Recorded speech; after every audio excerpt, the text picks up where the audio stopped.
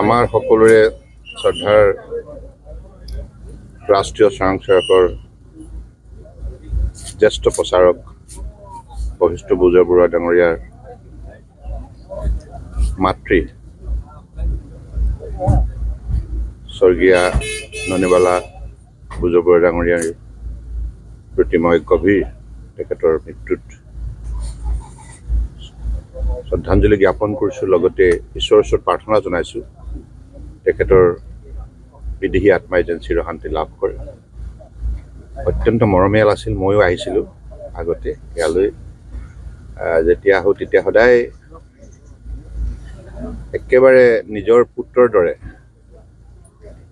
মৰম কৰিছিল আমাক আৰু আশীৰ্বাদ দিছিল। গতিকে আজি ননিবালা বুজবৰুৱা ডাঙৰীয়া পৃথিৱীত নাথাকিলেও তেখেতৰ আদৰ্শ সদায় জীয়াই থাকিব। মই তেখেতৰ প্ৰতি কোটি কোটি প্ৰণিপাত যাচিছোঁ। ৰাষ্ট্ৰীয় স্বয়ংসেৱক সংঘৰ ক্ষেত্ৰ প্ৰচাৰক বশিষ্ঠ মল্ল বুজবৰুৱাদেৱৰ মাতৃৰ আজি 5 দিন আগতে বিয়োগ হ'ল। তেখেতে ইহলীলা সম্বৰণ কৰিলে। যিহেতু বশিষ্ঠ বুজবৰুৱা আমাৰ এগৰাকী মাৰ্গদৰ্শক, তেখেতৰ মাতৃৰ মৃত্যুত বা তেখেতৰ এই দুখৰ সময়খিনিত তেখেতৰ লগত সংগ দিবলৈকে আহিলোঁ।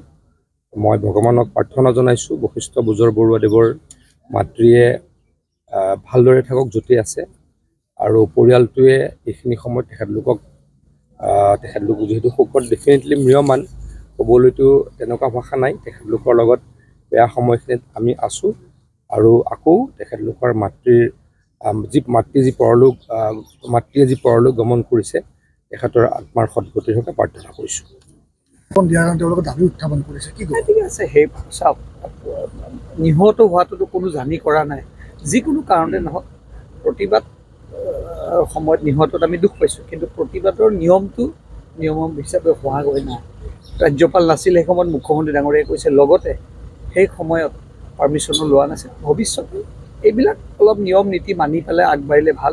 কিন্তু আমি আকৌ কৈছোঁ যে সেই ব্যক্তিজন ঢুকোৱাৰ কাৰণে আমি বেয়া দুখ লাগিছে মানৱ হিচাপে। ভৱিষ্যতে তেখেতসকলে সকলো চাই এইবিলাকত আগবাঢ়িলে ভাল, যাতে কাৰো মৃত্যু নঘটে। পত্নী সংস্থাপন দিয়াৰ কথা কৈছে, কথা পাতিব এইবিলাক এই সম্পৰ্কে কথা পাতিম। যিকোনো খবৰৰ বাবে যোগাযোগ কৰক 7099017330 লগতে 7099017110 নম্বৰত।